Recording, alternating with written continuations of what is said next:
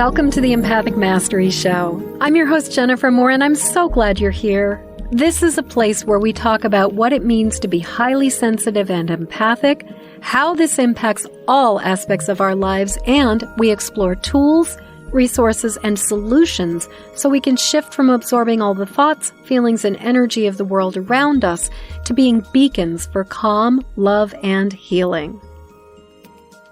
Hey there, you guys. So I have a really special treat for you today. I've been anticipating this interview and I have been planning to have this conversation with my dear friend and spiritual companion and colleague, Perdita Finn. Her book, Take Back the Magic, has just come out.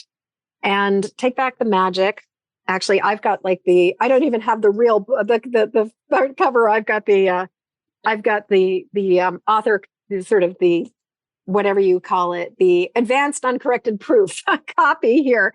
Take Back the Magic, Conversations with the Unseen World by Perdita Finn. Perdita is the co-founder of one of my favorite communities, The Way of the Rose. She's been on this show before with her husband, Clark, her daughter, Sophie Strand. You guys may have heard that interview. If you haven't, go check it out because Sophie's book just came out, The Madonna Secret. And so anyway, I am beyond excited to be bringing Perdita onto the show for I guarantee you, spectacular conversation about conversations with the unseen world, working with our ancestors, talking with our beloved and sometimes not so beloved dead. So Perdita, welcome. I am so glad you're here. Oh, Jennifer, I think one of the great joys of writing these books is I feel like the soul reunions it has given to me. And certainly one of those soul reunions has been with you. I feel so blessed to be on this journey with you and to have found you again. Yes. It feels like a real treasure. Thank you. Right back at you, sister. Okay, so I always love to start with the beginning. I love to start with talking about what was it like for little Perdita to be a highly sensitive person? When did you realize, or do you use the word empath? If you do, when did you realize you were one? Or if you don't use that word, what words do you use? But let's just talk about young, magical, curious Perdita, and then we'll I get you as my mother in my next life. Because I wish that's the way I had been brought up to think of myself. And instead, I felt strange. Yes. And odd. Yes. And out of sync. Mm-hmm. And, I was told I had a too overactive imagination. Oh, yes. Oh, yes. Too sensitive, overreacting, making shit up, taking things too personally. Just suck it up and get over it. That was my childhood. Yep. And, and I, my first agent, not the agent who ended up selling the book, but my agent who retired just as I finished the book, read it and said to me, "Boy, you were a spooky little kid." And I didn't feel spooky. I felt like I was in a state of mystic reverie a lot of times that was treated as being too odd for words. And I feel like I'm home with you that I can admit that. Yeah. My life in elementary school, I had good friends and I'm still friends with my best friend from first grade. Wow. But I was a teased little kid. I was an oddball. Yeah. And I would care about things too much. Mm-hmm. I read too much. Yep. And I had a lot of experiences I didn't know how to integrate. And I had no language for them. And I had no container for them. I grew up in an atheist family. Me too. Right there with you, honey. Yeah. And not only an atheist family, but my grandmother had been, quote, mentally ill. And trying to figure out what that means. She was in and out of mental hospitals having electric shock therapy. And I read her diary and she had a miserable life. And the appropriate response was anguish to the things she endured. but it stood there like, you better not be crazy. Yes. It Yes. was like a warning that I was born into. My Mm. mother was terrified Mm. of any manifestation of something that might not be normal. And Yes. so I learned to pass. Yeah. Yeah. And I don't know. I mean, I don't know if this is a common story you hear from people who are empathic and sensitive, but I'm sure it, for me, it was a lot of, was learning how to hide who I was. And I feel at 61, I'm finally remembering who I was when I was 7. Yes. Well, and I will just say that in the conversations that I've had with other people, um, consistently, this message of there's something wrong with you, you are too much, you are too weird, you are too broken, you are too intense, you are too sensitive. Most like I have interviewed at this point. I mean, I've talked to. I mean, I've talked to hundreds and hundreds, if not like hundreds of empaths, and this is consistently one of the messages that we almost always get. I can count on one hand the people who grew up in families where they were supported for being different, where their gifts were recognized and uplifted and held in a way that's different. And I think that if I think about it, none of them are our generation. They're younger. That they, like they're probably like women who are now maybe in their 40s or younger, who had parents who could be like, oh, you're a sensitive person. That's awesome. Let's cultivate this. Let's support this. There is one caveat to all that I would like to, my mother was not someone my mother was terrified of anything spiritual. My Yeah. father was terrified of anything religious. But my mother did one thing, and it was a great gift. And well, actually, two things. One is she loved books about magic. And she read us. She loved the British children's book writer. Her name was Edith Nesbit. She was a socialist and a feminist. And she wrote books about children and magic that inspired C.S. Lewis, Tolkien, J.K. Rowling. They spawned all of the children's literature we know today. And I grew up on those books. And they're really like handbooks to animism. They're always about talking animals and talking stones and wishes that come true, and kids who have a completely alternative experience of the world, who rescue the grown-ups in their lives through those experiences.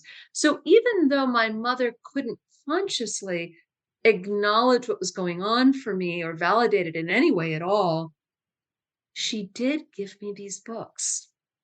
And Yes. they were my lifeline. Well, and as you say this, for me, because my parents were also atheists, and my mother had left the church with a big chip on her shoulder because she was raised Catholic. And so she had left the Catholic Church with a huge chip on her shoulder. But in a way, that kind of magical fantasy, like my mother believed in flower fairies and had all of the Cicely Mary Barker books. And I grew up with this reverence for plants and love for flower fairies and the magic of the garden and the land. It was almost as if that stuff existed outside of the parameter of what they thought was spirituality. Exactly. And so it kind of, they could indulge that magic because it was this sort of fun, fluffy, playful thing that had no basis in reality. And yet, for you and I, it formed our sense of reality. It did. And my mother reinforced it. She was an expert gardener, and she was a witchy gardener, and she loved animals. And animals, I mean, our house was, the animals were people. We had like 15 cats. We had a boa constrictor and an iguana. We had dogs, hamsters, bunnies. I mean, it was insane. I mean, but it was also this life energy. Yes. And it was a sense that other beings had personalities and experiences. So that was validating. And that was, I think animals are often people's lifeline and their way back into the magical. Yes. Yeah. But no, it was not fun growing up like No. that. Well, and you and I both grew up in the same region. We both grew up in Massachusetts at a very particular time. And I will concur that it was not an easy place to be weird. It was not an easy place to be different. You know, it just Massachusetts in the like being a school age kid in Massachusetts in the 60s and 70s, not an easy thing. Well, no, absolutely not. It was, the preppy handbook comes Right. out of that era, and that sort of that kind of conformity. But it's also, it's also the home of the most famous witch trials in America for a Yes. reason. And those Yes. were generated by Harvard. And that energy is very present. And yeah, and my uncle was the head of psychiatry at Harvard. And Mm, you want to talk about that witch burning energy, yeah. that's it. Well, and oh my God, I mean, this is a whole, I mean, it's every time you and I talk, I'm blown away by the parallels in our lives. And like, just like, yep, me too. Like, it's like we could tick all the boxes together and be like, we had such a similar experience. And as you were speaking about it, there is a quality of it's not just about burning the witches, but it's also about the condemnation of the perspective or perception of the world that is not contained within intellect and rational reason. And I also grew up with an atheist family. I also grew up, my father's side of the family were like, my grandfather was a very esteemed psychiatrist and poet, and and like very connected, but there's this level of kill the magic. Like there's no space That's for it. the magic. There's no room for it. There is no sense of wonder except for possibly this kind of condescending amusement of like, oh, isn't that cute that she thinks that way? Absolutely. And the killing of the magic, begins with the killing of the women, right? But what Right. you're doing when you kill the women is you're silencing the women you leave alive, right? Yes. And with that fear of you don't want to be weird, you don't want to step outside. I mean, one of the things I was really fascinated by, there's this account of the burning times called Witch Craze by Anne Barstow. She's a wonderful historian in her 80s now. And one of the things she documents is one of the women were often accused of talking to the dead. And so you're in your kitchen talking to your mother, who you're experiencing as still present to you after she passes. And women have been doing this for tens, hundreds, a million years, thousands of years. And suddenly it's a dangerous thing to be doing, to be in conversation with the trees, the animals, the dead. And it's like the great silencing. And Mm-hmm. that silencing first happens with violence. And then by the time we come along, it happens with mockery, right? Yes. Yes. Yes. And dismissal, invalidation, your truth doesn't doesn't pass a double blind study. Like, And the truth is that I always say about the proof that the dead are real is often just for us. It never passes a double blind study. It's no. only for our own faith, our own intuition, our own hearts. Yeah. Yeah. Well, and you just brought something up. One of the things that I learned when I don't know whether it was before seminary or during seminary, but it might have been before seminary. Ancestor worship exists in so many different cultures. And one of the things that I understand was that when Judeo-Christianity was really like trying to make a stand for monotheism, ancestor worship was in direct competition with the monotheistic guy in the sky.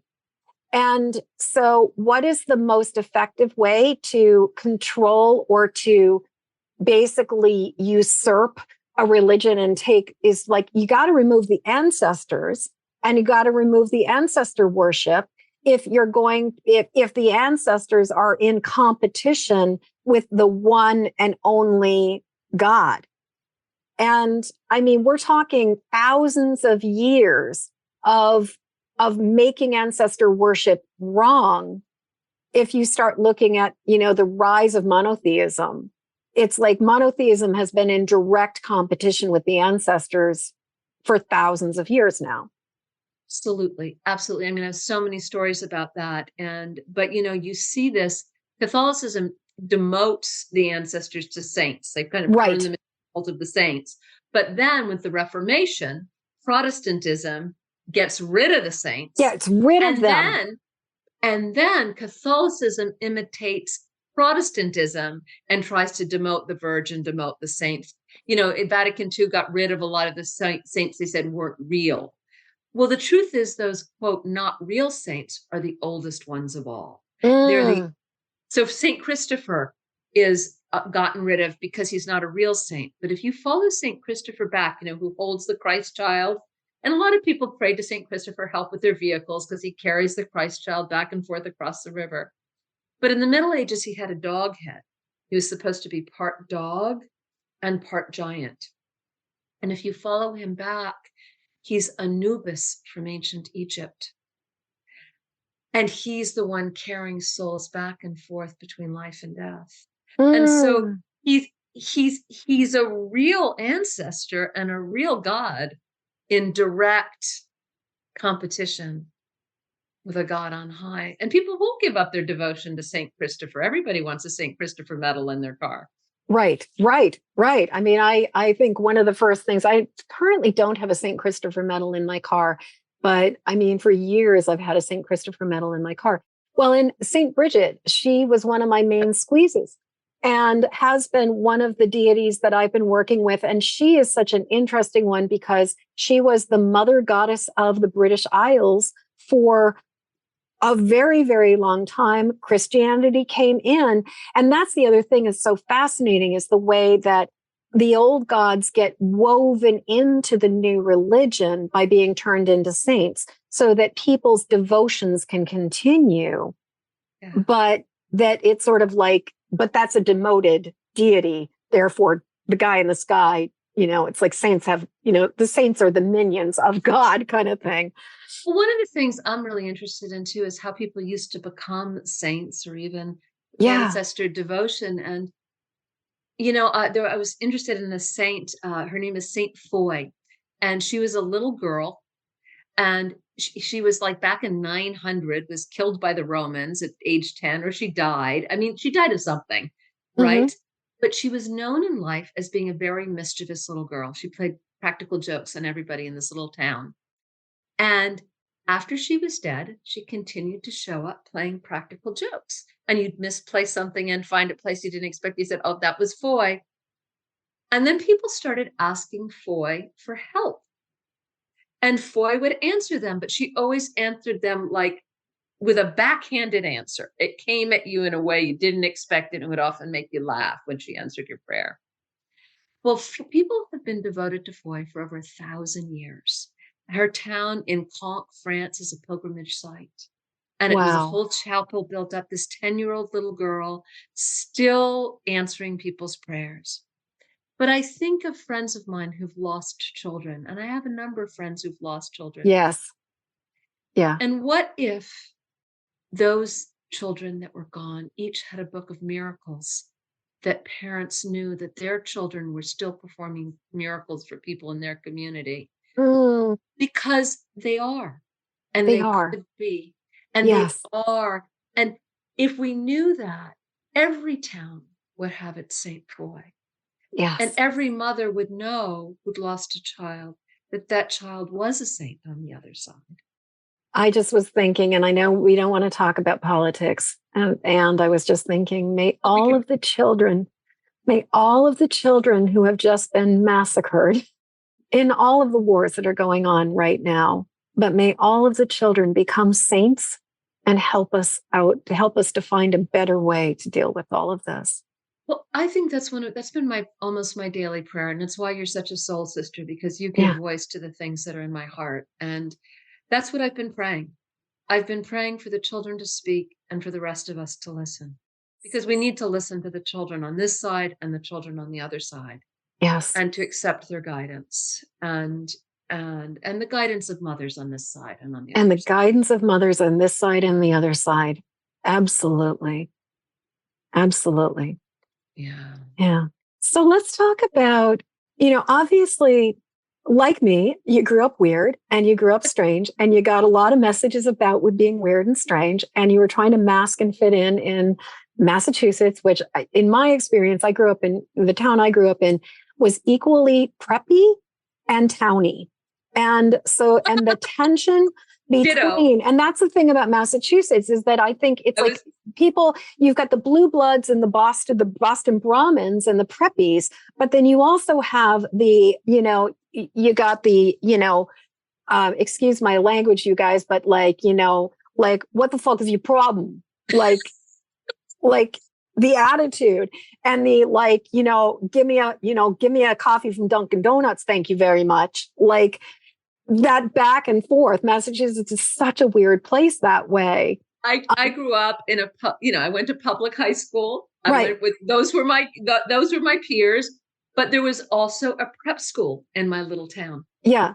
Where the rich kids went to school. Yeah. Do you know what I mean? And so there was this prep school kind of, yachting energy. And then there were the yachting sailing men, and then there were the fishermen. Exactly. There were the two, you were either going to grow up and go to some fancy place and get a fancy boat, or you were going to go get on a fishing trawler after college. Yes. And interestingly, so your family you grew up on the South Shore. My mother's side of the family is from the North Shore. And my mother's family were all fishermen in Gloucester. And another place where you have these super wealthy who have all of the mansions and the beachfront properties. And then you've got all of the fishermen and but everybody, Massachusetts is such an interesting town or place in terms of that tension.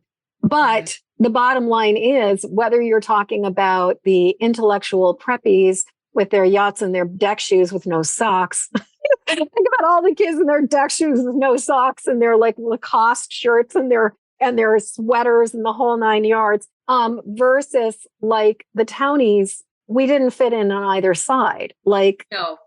Yeah, I did not. I was in the theater club. That was my home. That was my tribe. I hung out with the kids doing theater. Yeah. And I, and sort of tried to make it through and middle model my way through. So what brought you to the point where you were like, I'm going to claim my magic? And I mean, I imagine maybe it was an incremental process, but like, how did you go from being the weird kid, and maybe theater was part of what did it for you? But how did you go from being the weird kid to no, I'm going to be the wild, magical, witchy, creative person that I am? It's a slow process because you silence yourself to fit in.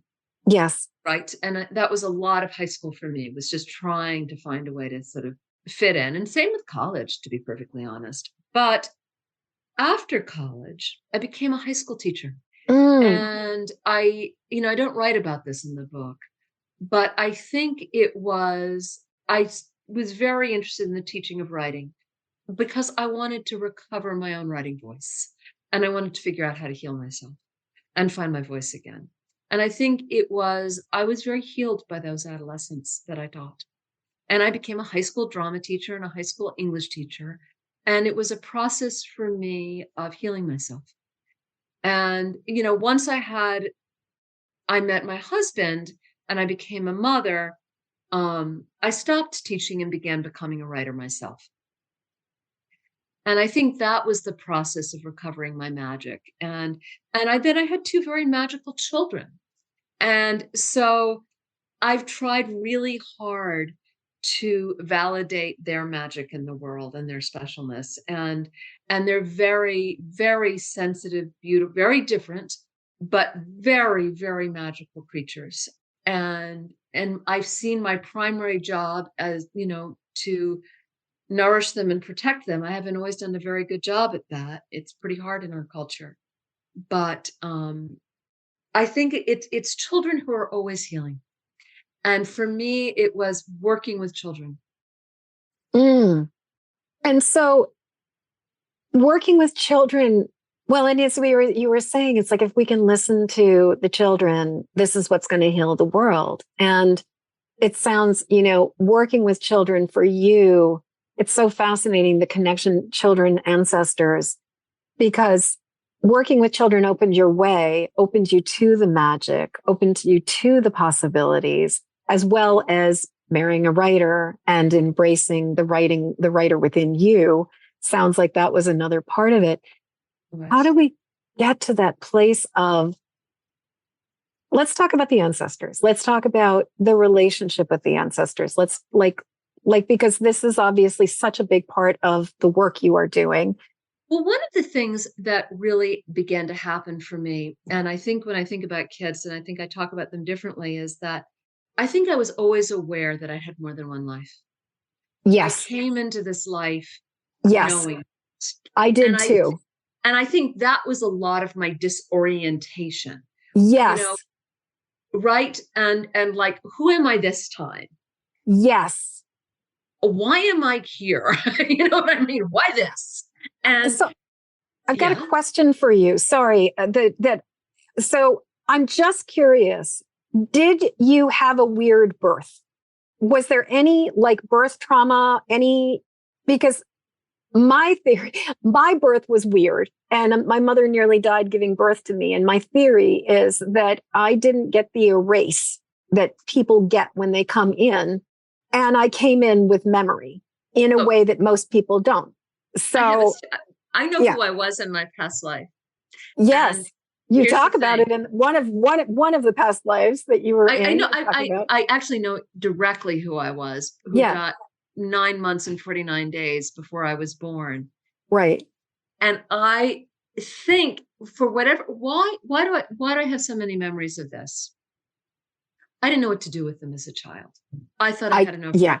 And I mean, there's a lot more of it than I write about in the book. But one of the things I've come with my own children was wanting to recognize what they were bringing through from the other side and to validate it. Because both my children told us a lot when they were little. Mm-hmm. And anyone who reads my book will know that my parents actively suppressed what I was trying to bring through. Right. And what we wanted to do was figure out who our kids were and what they needed in this life, given what they'd had in their past lives.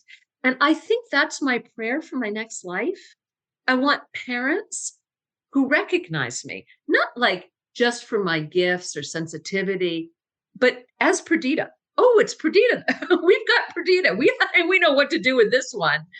And I think that used to be what people happened. Tyson Yunkaporta, he's this Aboriginal teacher, wrote this beautiful book called Sand Talk about his people, talks about what it's like to live in a culture where you recognize your great-grandmother in your child. You know your child is your great-grandmother. And because of that, you know things about your child, right? And you know what they need. And it's why we also can recognize the wisdom of children, that they're bringing through a lot of wisdom from the other side. And in our culture, we want to make them fit in and behave a certain way rather than encourage these experiences, right? Like, yes. I'll never forget my husband. We took our kids to Aikido when they were little. It's a nonviolent martial art that we do here in Woodstock. And the kids were off in the dojo, and my husband was sitting outside reading a book. And this little 3-year-old boy came up and he pulled on Clark's sweater. And kids approach us because we know we listen to kids. And Clark says, "Hi," puts his book down. And the 3-year-old looks at him and says, "That was my dojo." And he points at this Japanese dojo picture on the wall. And Clark said, "Yeah, tell me more." He said, "I was the teacher." And Clark said, "Were you? And do you want me to tell someone that?" And the little boy said, "Yeah." "Who?" said Clark. He said, "Dad." And Clark said, "Will you take me to your dad?" And the little boy said, "Yeah." And the class finished, and Clark's looking around for the dad. And of course, it's the Aikido teacher. And Clark goes over with the little boy and says, "Your son just told me something very interesting. He wanted you to know that he used to be the teacher at this dojo." And the man wrote Clark off, treated him like he was crazy. And the little boy had clearly gone to Clark because he couldn't get through to his father. He was trying, he wanted to say to his father, I chose you so you could train me, so we could get moving. And I'm sorry to say that he didn't listen. Didn't listen.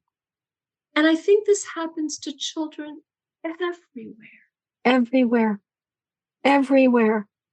And it's like this whole thing of like the way that you and I both know the term empire, the way that empire tries to homogenize our souls into being a cog in the wheel and to fit in and to invalidate, ignore, and deny. I mean, my nephew, when he was younger, he went through a number of years where for Halloween, every single year, he dressed as a Union soldier and had this rich fantasy life about the Civil War as a Union soldier. And yet, he was raised in conventional, like upper middle class Massachusetts, where it's like that, all of that creativity, all of that part of him, it was just kind of a cute story that rather than information, he was desperately trying to communicate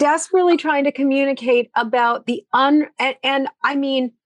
unresolved stuff for him about being a Union soldier. Like there was a story where I will never forget this. My mother told me this story that when he was maybe 4 or 5 years old, he and my mother were walking in their backyard.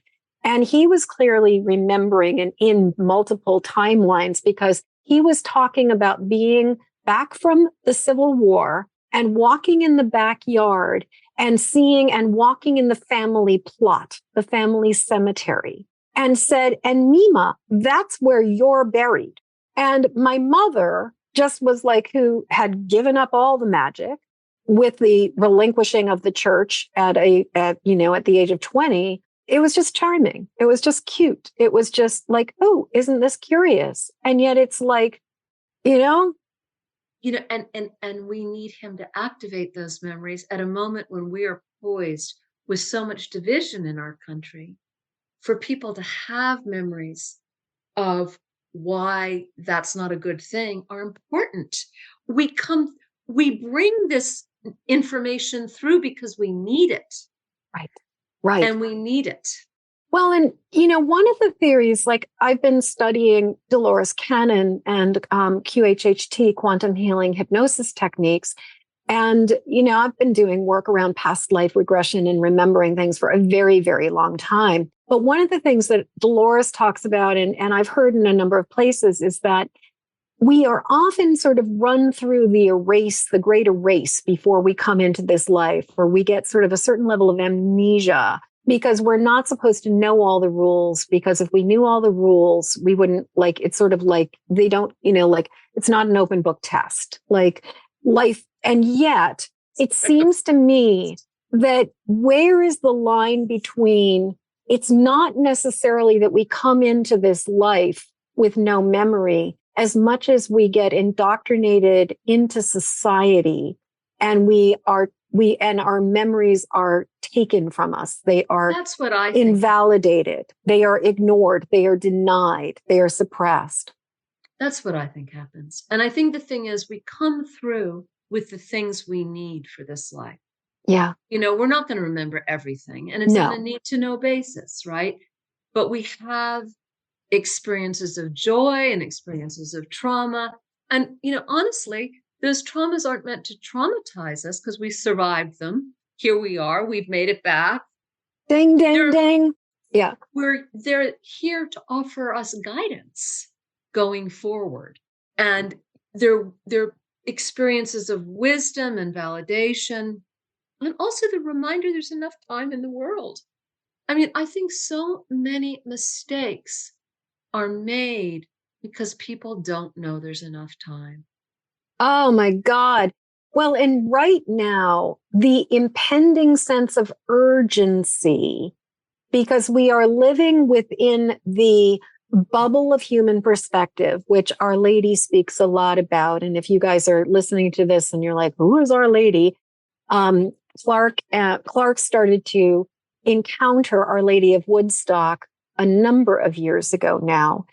And messages have come through Clark, who is Perdita's husband, and these messages are kind of at the core of Way of the Rose, which is a whole other interview. Go back and listen to season 1, I believe, back in like 2020 when I interviewed Clark and Perdita. But that idea of human time, human urgency, and that perspective of ourselves, like that, there's that one transmission about, it's like you guys are looking at the world from the inside of a bubble, and all you see is the reflection of the world, like the interior reflection of that bubble as your world, when that's not really accurate at all. I'm paraphrasing, obviously. I mean, a question I've asked myself is, what does it mean to sober up from empire, from our addiction to empire? Yeah. To civilization. And we are addicted to civilization, right? I'll talk about, I want civilization to end, and people will go, well, antibiotics and, light bulbs and internet. Yeah. And for me, hot water. Yeah. Electricity. Karini and I will often talk about, who Perdita is a mutual friend of ours. Karini and I will often talk about shoes, just being able to have your feet covered. There's a lot to be said for that. But so what does it really mean to be, Clark and I were asking the question for a long time. What does it mean to sober up from empire? It feels like an impossibility inside of it. We all have to make money to eat and live, and we have to drive our cars and all of this, right? And I think that sobriety from empire is remembering the long story of our souls. That empire wants to convince us we only have one life to get it right. And, then we're going to step on the conveyor belt and either go to heaven or hell, or if we're a Buddhist, we're going to go off to extinction. But we only have this one life. And suddenly, if we have more than one life, it undermines hierarchy and domination. So what does it mean if you're an Israeli child who's been murdered and you're reborn in Palestine, or you're a Palestinian child and you're reborn in Israel? What does it mean if we really experience the entanglement of the long story, where we've all been many, many different things, not just human beings, not just different religions and different nationalities and different races, but we've been men and women, we've been plants, we've been animals. We have multiplicities within us. We've been heroes, we've been villains. We don't know what other harm we've done. It should bring us radical humility in the face of the mystery of who we are. Yes. Well, and I want to go back to something like you touched on, this idea of when we embrace and when we own and remember the consequences of the choices we made in other lives, or the experience of other lives. Like, you are a Union soldier, or you're a Confederate soldier, and you experience the horror of that. If you can remember that, you're going to be a hell of a lot less inclined to want to support the war machine. And, it's interesting in some ways how empire and the denial of our ancestors, and also the denial of our multiple lives, it's just such a vehicle to keep pushing the machine forward. It is. It really, really is. And it's the way off of it. It's the way off of it because, then we realize that we're connected to each other in ways we don't even know. Yeah. I often say the end result is we really remember that in one lifetime or another, we've all been each other's mothers. Yes. And lovers and siblings. And friends and and fathers. Yeah. And fathers, right. And murderers. And that we can really, it's just, I think the animals know this. I think the animals, I tell this story in my book of this cat that died, took on my mother's cancer and died for her. Yes. I hear these stories all the time of animals who do make gestures like this because they know. Yeah. Their love is just beyond lifetimes. Yes. Well, and I've had the experience with a few animals where they would develop as a condition that was almost like prophetic, or like I would then later discover that this was an issue for me. And it does feel to me like I think animals will absolutely take a hit for us. They will mitigate things for us. They will transform things for us in this way. It's funny, full confession, I forgot to write down the time when when I hit record. And I caught myself a little while into it. And so I'm just kind of like spitballing where we are in like exactly what time I hit record. So I don't think we're quite at that, like 10 minutes to the top yet. But I definitely wanted to be sure to talk about The Rock, about your dad, and just like, especially like, I'd love to talk about how relationships that are really contentious, divisive, and challenging while people are alive can really be transformed when they're on the other side. And I'd like to talk about like, how do we start cultivating that relationship? Because I know that there are people where they're like, well, that's all fine and good for you to say because you guys are intuitive and you guys can talk to dead people. But like, I've never talked to a dead person. So, I know I'm asking about two things here, but I'd love to. Together. Yeah. Yeah. So I teach a lot of workshops with this, and I certainly don't consider myself psychic. And yet, I wrote a book with a very powerful psychic, and she said, everyone's psychic. Yes. And that was writing that book with her was awakening, going, oh, that's what's been going on my whole life. And when I teach workshops with people, they go, oh, I do that. I have that. You know what I mean? Like we are all psychic. We're all capable. And so the way I describe it is it's the same as making bread. If you make bread, all you need is flour and water, and you get a sourdough starter going, and you can make bread. And the way I get a sourdough starter going, and this is why sometimes you want to like do it with friends and get some advice and learn some folklore, because just like a sourdough starter, it's not as easy as it sounds in the beginning. Give someone on the other side a job, an assignment, and start something really easy, and then see what happens and say thank you if they come through for you, because almost always they will. I gave my aunt and uncle, my aunt and uncle who have impeccable taste. You know that one of the things I'd been praying for quite a while was a couch. And so for our wedding anniversary, we finally decided we were going to go to a furniture place and we were going to look. And before we walked into the place, I called on my aunt and uncle. He was an architect. She was an artist. They had impeccable taste. They're a couple. And I was like, you guys, I really need to find a couch. I need your help. Please help us find a couch quickly, swiftly, within this price range. 15 minutes later, 20 minutes later, we're walking out of the store with like a receipt in hand and a delivery date for when they're going to haul off our old couches and bring in our new one or new ones. And this is an example of super simple assignment. And they delivered. They like came through immediately. A woman in my class, this is my favorite story recently. I love it. I said, I want you to pick something really simple. And so she's decided she needed wood chips for her garden. And for whatever reason, the garden supply stores around her were all out of wood chips. And there was a drought where she was, and she was worried about her trees and her bushes, and she wanted to mulch them with wood chips. She couldn't find wood chips. So she had an uncle, a beloved uncle she loved, and she asked him for help. And she said, bring me some wood chips. And then she thought, I should do something for him. She didn't have a photograph of him. So she went outside and found an old wood chip and brought it in and put it on her altar. And at that moment, she heard a noise of a truck. And she went and looked out the window from her living room. And there's this giant truck pulling into her neighbor's yard full of wood chips. And she ran outside. She couldn't believe it. She said, what are you doing? He said, I'm delivering wood chips for your neighbor. She said, I need wood chips. He said, you want my card? And it was that fast. And it almost terrified her how fast it was. And it was after that, she said, now I'm putting him on my love life and getting me a day. And the games have begun for her. And so what I tell people is you build faith slowly.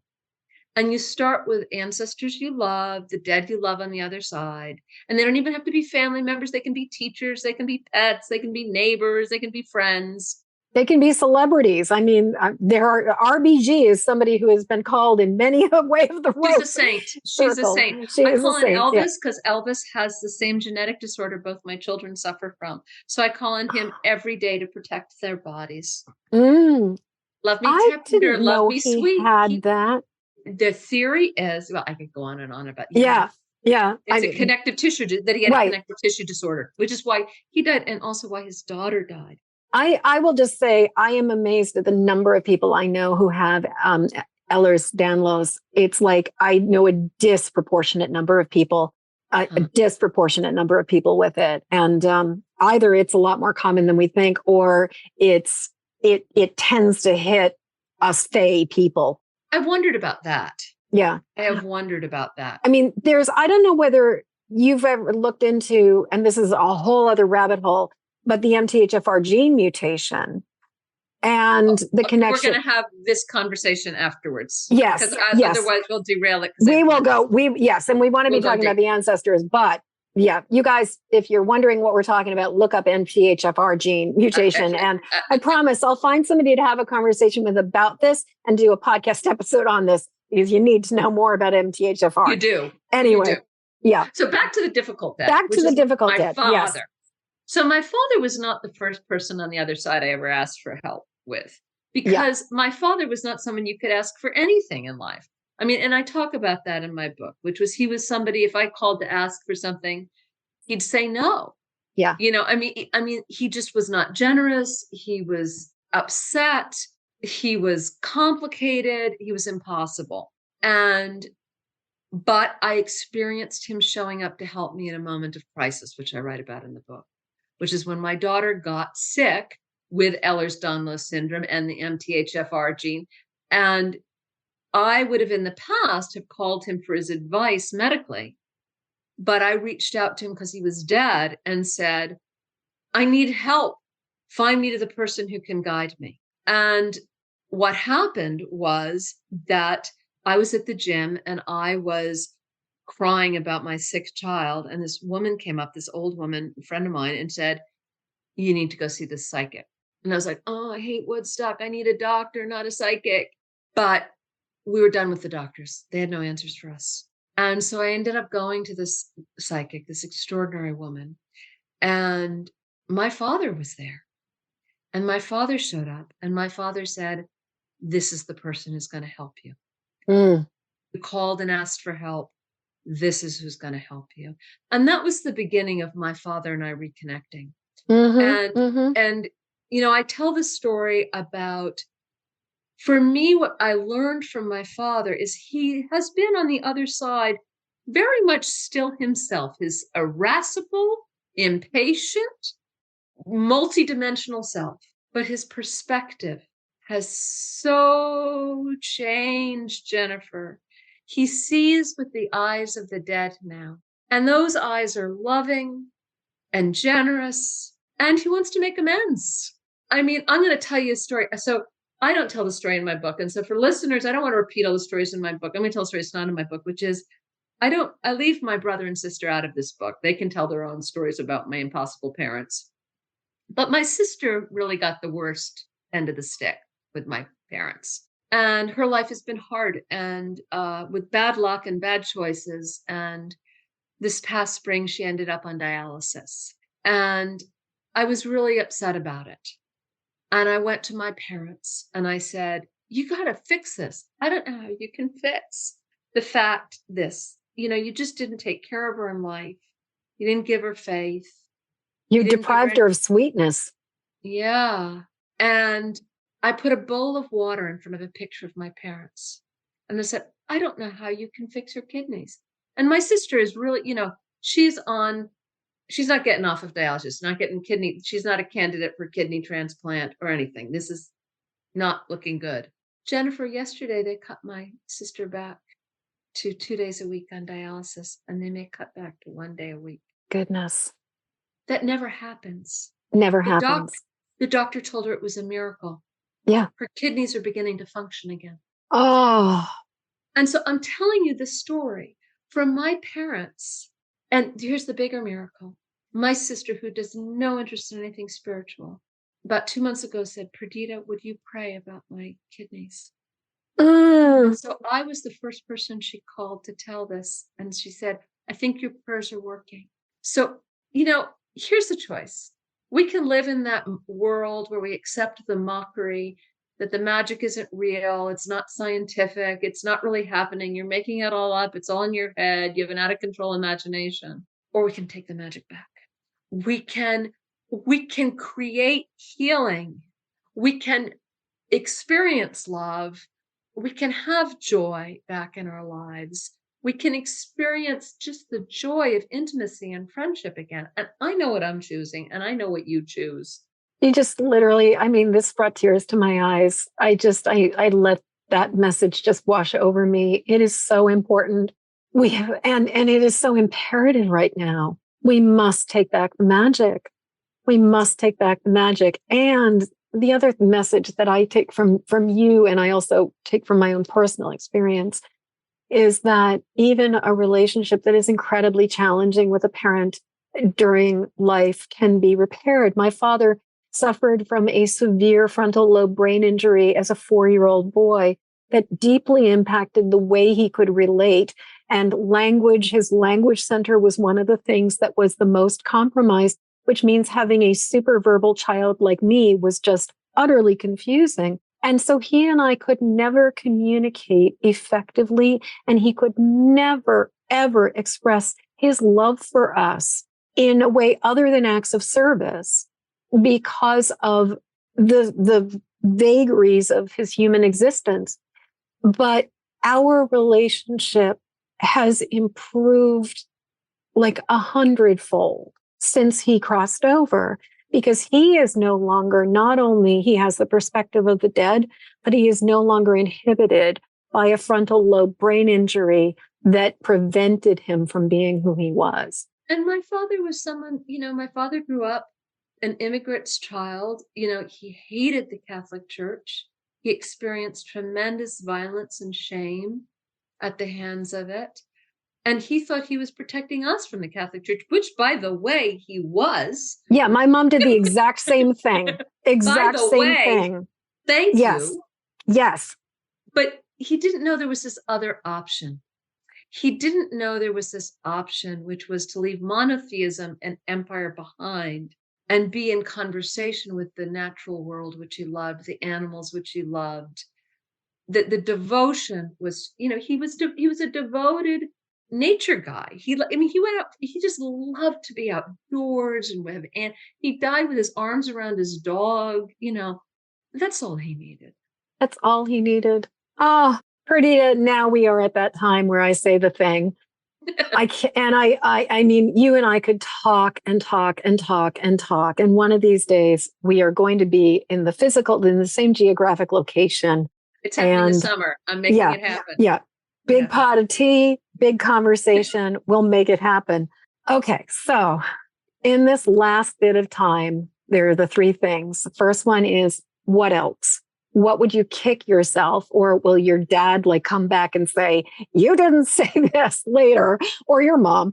But what do you or the ancestors need to say that we haven't said yet? Oh, Jennifer, I feel like you cover so much. I would talk to you I guess I have to make a vow here, but I'm hearing my father say is you make a vow to go see that woman. And so what I have to do is I really feel we have to have more of these conversations. So what I want to say is the people listening is have these conversations with your friends and let's have more of them. The way we're going to take back the magic is together. The way we are going to take back the magic is together. And I want to make a plug for, we're going to do time travel and talk about Perdita, how to find Perdita. But before we do that, I just want to make a plug for the community that Perdita and I are both part of, the Way of the Rose, because this is a place where we are gathering every day to pray together and to honor the forgotten earth wisdom of Our Lady by any name you choose to call her. And we are taking back the magic, one little prayer, one little bead at a time. And if you guys are interested in being part of a community that really is all about taking back the magic, come on over to wayoftheRose.org, correct? Yeah. Mm-hmm. Okay, so now we're going to do the time travel. So I always like to explain how this works. I believe podcasts exist in perpetuity outside of time, that they sit on a server and they are listened to for years and years and years and years, that this will be rippling forward for hopefully decades to come. People will be listening to this. I also believe that like a stone, that this broadcast is like dropped like a stone in the river of time. It ripples both ways. And so not only are we sending a broadcast forward for a very long time, we are sending a broadcast back for a very long time. We are folding the fabric of time and the river of time on top of itself. And we are landing on a very precise moment, a very precise coordinate that you are defining. And you and I are going back there. And what we are doing is we are bringing a message to young Perdita who needs a lifeline from us. And so what we are doing is we're going to go back and we're going to tell her what she needs to hear. So my question to you is, where are we going? When are we going? Who is the Perdita we're sending a message back to? And what exactly are you telling her? And this is not, I would tell her, but I want you to speak directly to her, because we are time traveling and we are going back there. There's a little girl and she's sitting on her bed and she's looking out the window, and you are filled with dreams and filled with stories. And those stories, you are a time traveler. You have seen things. And I want you to hold on to what you're seeing and to tell other people what you're seeing and remembering, because it matters so much. Draw it, paint it, write it, speak it, but don't hold it in. Draw it, paint it, write it, speak it, and don't hold it in. Let it out there. Get it out. You are filled with dreams and stories. Draw them, speak them, write them. Oh, and I would like to say to little Perdita, even though your parents cannot express their love to you right now, they love you, and your relationship with both of them will eventually find its way. You are loved. You are perfect exactly as you are. We need you in your creative, weird, quirky wonderfulness. You are magical, and that is why you are here. Keep being who you are. To say something that I'm feeling very deeply, and I'm going to be a little embarrassed by, but I think this is a safe space to say it, which is, so I've been on a journey writing this book and bringing this through, but I often write about our mothers from other lives who show up to give us what we need in all different kinds of ways. And I feel like this moment with you today, Jennifer, has been one of those moments where I feel like you've arrived to remind me of a kind of love I'd forgotten was possible. Thank you. Ah, you are so welcome. I know you and I go back. I mean, the moment that we saw each other, it's like, oh, hi. I know. Yeah. No, yeah. Know. Well, yeah, we've definitely been in convents together. I know that. Oh, well, I didn't have a good time in those convents. Oh, the French. No. Well, one of my favorite convent was the French convents where the gardens, like I just spending all the time in the gardens in the French convents. Anyway, last question. How do people get in touch with you? There are lots of ways. I'm very accessible. I am on social media as Perdita Finn on Instagram and Facebook, Perdita Finn. And I have a Substack that's a very lively and free, where I'm always writing my new books, and you can come and participate in that. And that is Take Back the Magic on Substack, Perdita Finn on Substack. And, I also have a website, takebackthemagic.com, and I teach workshops and I talk, and it's got all my, interviews, and this interview will be up there. And then there's Way of the Rose, which belongs to everyone. There are a lot of Way of the Rose where people are praying together. And at every Way of the Rose circle, we pray the rosary, but not as Christians or even not as Catholics. Right. Just in devotion to the mama, by any name you want to call her. And we always call on the dead. And that's very powerful. And you will definitely meet Jennifer's father at one of those meetings, one of our Way of the Rose saints. Yes. Who has decided to volunteer himself to help other people to help other people straighten and clean and deal with all the other things. And I don't know if you guys, one of his best skills is scouring pots and pans. He's patron saint of scouring. Patron saint of scouring. He is never, and he's helped us a great deal in our household with our dishes, just saying, because John never met a dirty pot that he didn't love. I love scouring, so I feel very connected to your father. I don't know what it is. I love scrubbing pots. And so I feel very connected to him now in a whole new way. Yes. I want to think of him every time. Yes. When I am really like, I don't want to deal with the dishes, I call on him. Because he just loved to do dishes. It was just one of his little weird quirks. And if you guys want to catch Perdita, she is very incredibly accessible. I met her online. We have yet to meet each other in person, but she is just such an accessible person. Come on over to one of the meetings. Perdita has been hosting the Thursday night 8 p.m. meeting. Come join us on Zoom. Come on over. And Jennifer, you're hosting a meeting. I host a Tuesday night meeting. Yes, I'm going to be hosting a meeting. And as a matter of fact, I'm going to be hosting a meeting in about an hour and a half. And anyone can host our meetings, and they're I think they're some of the most intimate, soul-sustaining circles I've ever been part of. I agree. I've been at a lot of different kinds of gatherings. I've been to a lot of spiritual events and spiritual retreats. And this is where the juice really is. Like, this is where there's just so much soulfulness in this community. It's spectacular. Well, Perdita, I know that we have been talking. Perhaps we've gone over time, but like I said, I completely got so enraptured by the conversation, I forgot to write down the time. And so I know we are at that point. Thank you so much for being so real, for sharing your story, for going on this amazing, magical ride with me, where we got to talk to the ancestors and talk about children and talk about past lives and talk about being weird children in Massachusetts. This has just been so rich. Thank you so much. Oh, Jennifer, this has been an answer to a prayer. Lifetimes. You are an answer to a prayer. Thank you. Thank you.